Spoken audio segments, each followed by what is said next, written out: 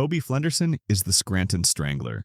In Season 7, Episode 8 Viewing Party, the entire office crowds around Toby's desk to watch the Strangler's police chase on live TV. Toby is the only one not there.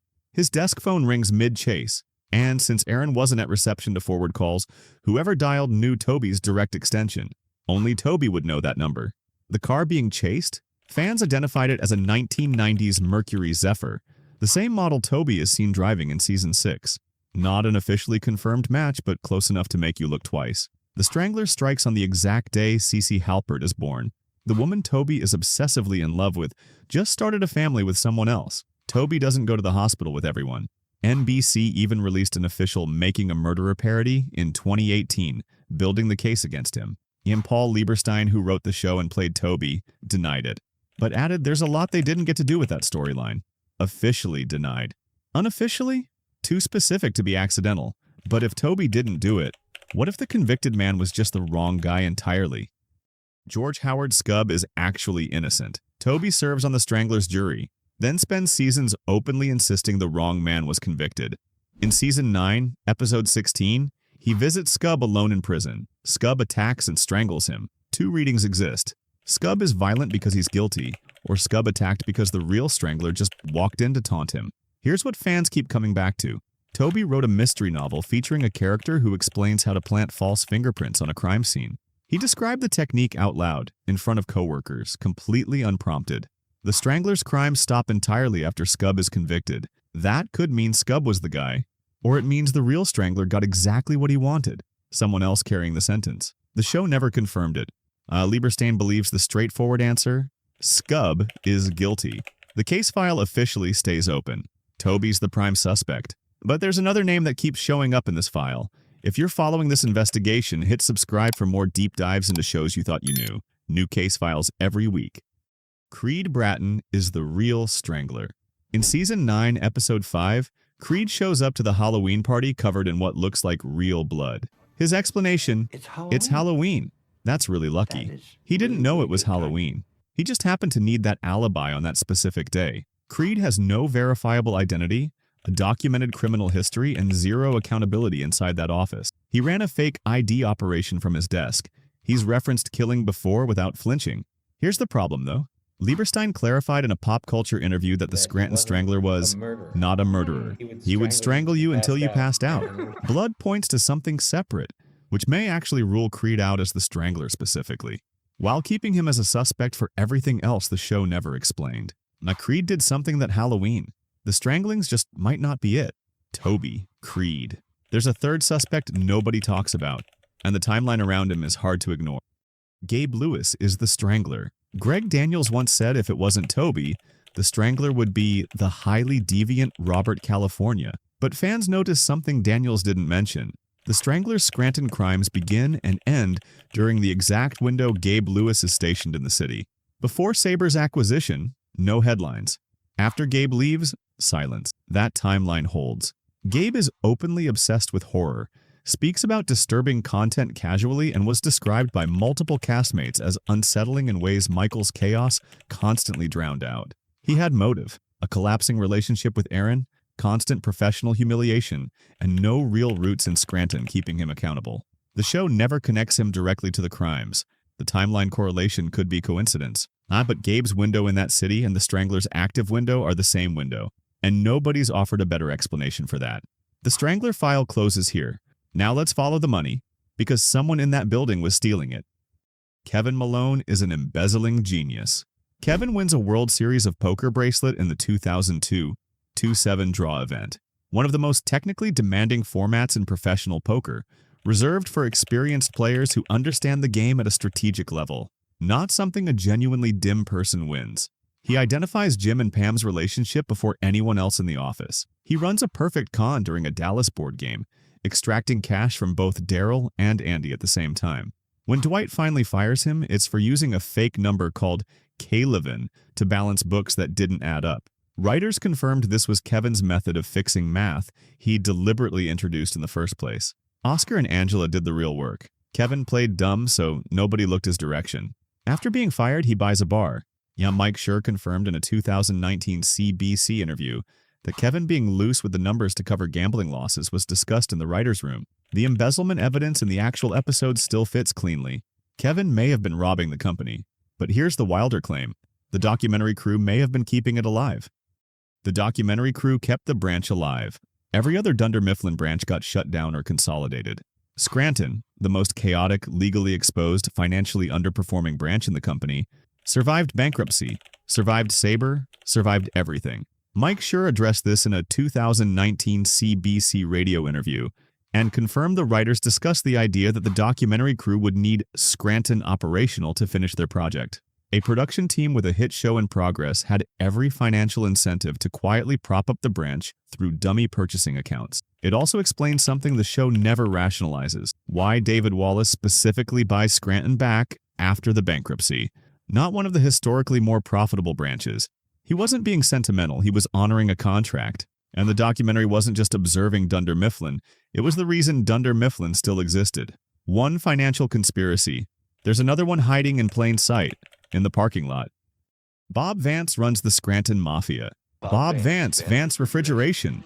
He says it every single time he enters a room. That's not a catchphrase. That's a man establishing his legitimate business cover to every new face he meets. Bob pays $1,000 in cash at a charity auction just to hug his own wife. A public dominance display that has no logical explanation, unless you're signaling financial power to a room full of people who understand what it means. Phyllis mentions that no witnesses showed up to testify at Bob's trial. 0. She also casually drops that the FBI is interested in his success. Refrigeration logistics, trucks, cold storage, unmarked distribution routes operating at odd hours is one of the most historically documented covers for organized crime operations. Bob is warm, funny, and loves Phyllis genuinely. None of that contradicts anything else in this file. We've investigated the crimes. Now let's investigate the liars, what the people hiding who they actually are behind the face they show that camera.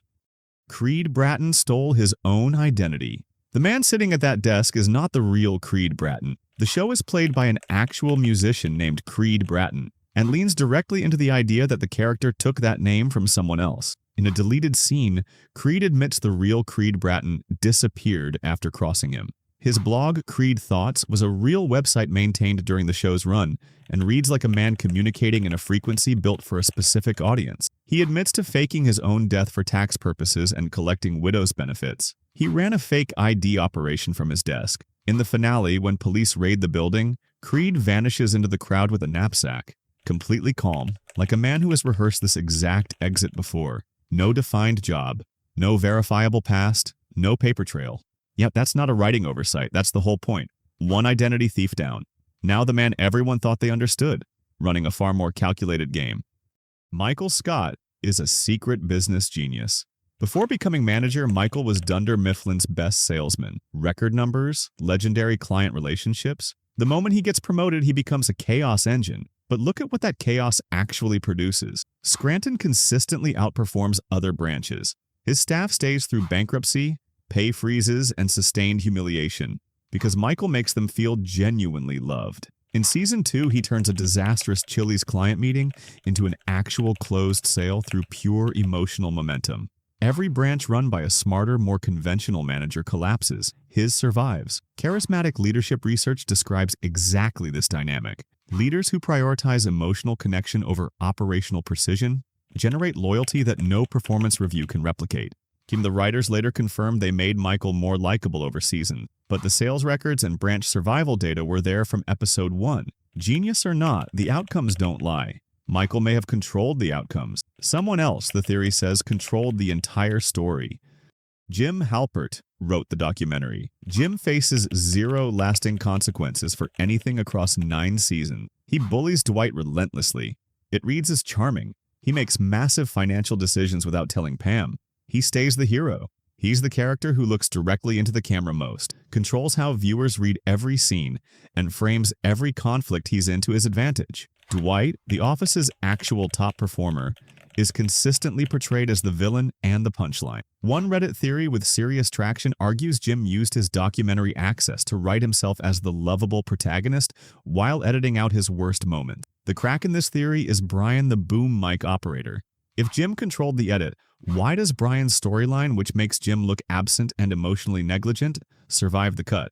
maybe Jim didn't control everything, just enough. Jim controlled the story. Michael's hatred of Toby, though, that runs deeper than office politics ever could. Michael's hatred of Toby is projection. Michael's father left when he was young. His stepfather excluded him from family photographs. He says this directly, and the show treats it as a quick, sad joke. Toby is a divorced father with limited access to his daughter. Isolated, ignored, professionally invisible. Every single thing Michael fears, abandonment, being unloved, becoming irrelevant, is walking around that office in a beige cardigan. Michael doesn't hate Toby because he's an HR buzzkill. He's terrified of Toby because Toby is his worst-case future made flesh. The cruelty isn't random. It's desperate distance. If he makes Toby pathetic enough, he can convince himself he'll never become him. Holly is the proof. The moment Michael finds genuine secure attachment, his abuse of Toby drops noticeably. And he stopped needing the mirror once he stopped fearing what it showed. Now let's go somewhere the show barely dared to go. Suspects nobody takes seriously enough. Mose Schrute could be the Strangler. In Season 8, Episode 15, Dwight records a death message to his future son and states that Mose has killed a few people and that he believes Mose is planning to kill him next. It's played for laughs. It is also a confession recorded on video. Mose lives in complete rural isolation with access to rope, chains, and a massive property. A property the show explicitly mentions has gravestones in the backyard. He has no job, no community, no witnesses to his daily movements. He is described across multiple episodes as behaviorally unpredictable in ways that go far beyond eccentric. The Strangler operated in Scranton, close enough to drive from Schrute Farms. Mose has no alibi for anything, ever. The gravestones in that backyard aren't a punchline. They're sitting in an evidence file that nobody opened. Now, Mose is disturbing. Robert California is something else entirely, and the show's creators' own words confirm it. Robert California is the most deviant man in that building. Greg Daniels stated on record that if the Strangler was anyone other than Toby, it would be the highly deviant Robert California. That's the show's creator using the word deviant about his own character. Robert walks into a job interview and somehow ends the meeting as CEO. He hosts a dinner party where he divides all guests into winners and losers, to their faces. He runs a New Year's Eve party that deteriorates into something the show refuses to show on camera. He speaks in ways specifically designed to destabilize every person in the room. He stares. He references personal experiences throughout Season 8 that imply a private life operating well outside any social norm. The show frames all of it as comedy. Isolated, the behavior reads differently.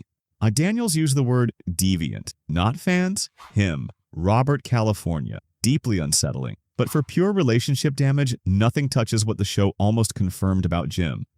Jim cheated on Pam in Philadelphia. Season 9 shows almost nothing of Jim's Philadelphia life. The crew that filmed everything, breakdowns, firings, confessions, suddenly stops following him when he crosses the city line. Nellie drops a throwaway line to Pam suggesting Jim might be having an affair. It's never addressed again. Brian, the boom mic operator, develops real feelings for Pam, specifically during the period Jim is distant and gone. Here's what actually happened behind the scenes. In Season 8, during the Florida trip, the writers scripted Jim making out with Kathy Sims. John Krasinski refused to film it, calling it the only time he ever put his foot down on set, per his account in the official oral history book. The writers wanted Jim to cheat. Krasinski stopped it in Florida, and the Philadelphia tension in Season 9 was the compromise they settled for instead. And the gaps in that footage are exactly what that compromise looks like. Jim's Philadelphia gaps. Now, the theories that don't just reframe characters, they reframe the entire show. The office is Stanley's personal hell. Stanley has a near-fatal heart attack in Season 5's Stress Relief. After that episode, the show's tone shifts. Characters who were grounded become cartoonish. Kevin deteriorates from dull to barely functional. Andy's behavior turns self-destructive. Michael's decisions grow more surreal. The theory holds that these aren't the show losing its footing. They're Stanley's dying mind constructing an exaggerated, eternal version of the office he was trapped in. A hell designed specifically for Stanley would be exactly this. A boss he can't respect, co-workers who never grow, and a retirement that stays perpetually out of reach. His salvation at the end is finally getting to Florida, the paradise he described wanting throughout the series. The Flenderization of every character after Season 5 has a structural explanation. The timing, specifically after Stanley's heart attack, is not something you unsee once you've seen it. Stanley's purgatory. Or maybe the explanation wasn't supernatural. It was sitting in the walls the entire time. Radon poisoning explains everything after Season 4. Toby raises radon concerns in that building repeatedly throughout the series. Michael shuts him down every single time. Radon is a real, odorless gas linked to neurological damage through long-term exposure. The character deterioration timeline tracks precisely. Season 4 onward, Kevin goes from slow to barely verbal. Dwight's decisions become increasingly reckless. Andy's emotional regulation collapses completely. Michael notably stabilizes and improves after leaving the building permanently in Season 7. Holly, never stationed in Scranton long-term, remains one of the most consistently rational characters in the later seasons. Dwight owns the building. There is no scene in 9 seasons where Dunder Mifflin Scranton is confirmed to have passed a radon inspection. Toby tried to tell them. This isn't confirmed, but the evidence is there and Toby was right about everything. As usual, one building, one slow poison, and one final theory that connects 3 entirely different shows. The Office, Parks and Rec, and Dexter share a universe. When Dunder Mifflin is acquired by Sabre in Season 6, a specific Sabre printer model becomes a recurring plot point. They catch fire. Those same distinctive Sabre printers subsequently appear as Easter eggs in 2 other shows, inside the Miami Metro Police Department on Dexter and in the Pawnee government offices on Parks and Recreation. Almost certainly the prop department's having fun across productions, not an intentional canon crossover. And here's where it gets complicated. The Office and Parks and Rec technically cannot share a full universe because Rashida Jones plays 2 completely different main characters in both shows simultaneously, so call it a prop department multiverse. The shared universe breaks the moment Karen Filippelli and Ann Perkins exist at the same time. But once you spot that same burning Sabre printer sitting in Dexter's police station, you can't fully unsee it either. 17 theories, some with writer's room confirmation, some officially denied and still impossible to dismiss. Some the show never had the nerve to resolve. The Scranton Strangler's case file never officially closed. Creed Bratton is still out there. And somewhere, Toby Flenderson is either the most tragic character in television comedy history or the most patient one. The Office ended in 2013.